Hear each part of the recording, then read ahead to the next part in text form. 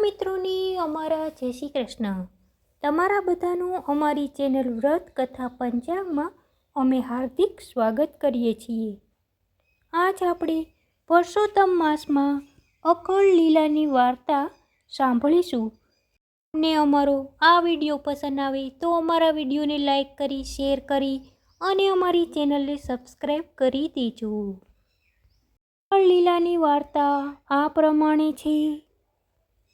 વેદવતી નગરમાં પુષ્પસેન રાજાનું રાજ હતું. રાજા અને રાણી બંને ધર્મિષ્ઠ અને દયાળુ હતા. પ્રભુ કૃપાથી પાછલી ઉંમરે બે કુંવર તેને જન્મ્યા હતા. રાજા રાણી સુખેથી રહે અને પ્રભુને ભજન કરતા હતા. કુંવર 8 વર્ષના થયા ત્યારે તેઓ એકાએક માંદા પડ્યા કે ન હલે કે ન ચલે, ન બોલે કે ન આંખો ખુલે.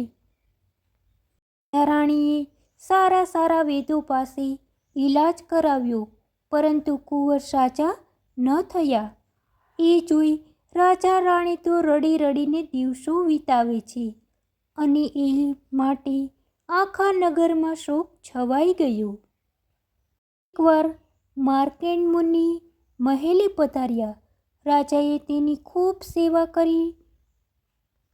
મુનિએ બંને કુંવરોનું કપાળ જોઈને કહ્યું, રાજન, જે સ્ત્રીએ પૂર્ણ શ્રદ્ધાથી પવિત્ર પુરુષોત્તમ માસનું વ્રત કર્યું હોય, આખો મહિનો ઉપવાસ કર્યો હોય, ગંગા સ્નાન અને ગૌ સેવા કરી હોય, જીવનભર પતિવ્રતનું ધર્મ પાળ્યો હોય, એવી સ્ત્રી જો ગંગાજળની એક અંજલિ છાંટે તો તત્કાળ આ કુંવરો સાજા થઈ જાય.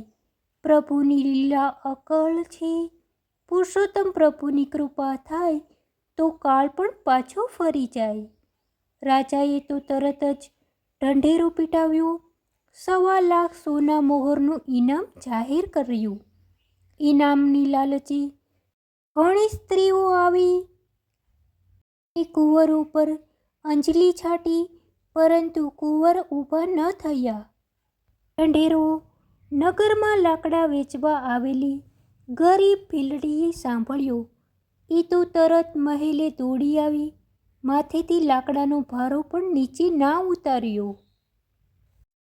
પહેરગીરને કેટલાય કાલાવેલા કર્યા, ત્યારે માંડ અંદર તેને જવા દીધી. તેની દશા જોઈને રાજાને વિશ્વાસ તો ન આવ્યો, પરંતુ ડૂબતાને તણખલાનો સહારો એમ માની રાજાએ તેને અંદર આવવા દીધી. ભીલડીએ જમણા હાથમાં ગંગાજળ લઈ સંકલ્પ કર્યો. ગંગાજળ છાંટતા જ બંને કુંવરો આળસ મરડીને ઊભા થયા અને ભીલડીના પગમાં પડી ગયા. રાજા રાણી તો ખૂબ જ ગળગળા થઈ ગયા. પછી ભીલડીને 1.25 લાખ સોના મહોરનું ઇનામ આપ્યું.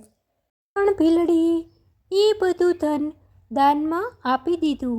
વાત નગરમાં ફેલાતા જ સૌ આ પવિત્ર વ્રત કરવાનો સંકલ્પ કર્યો.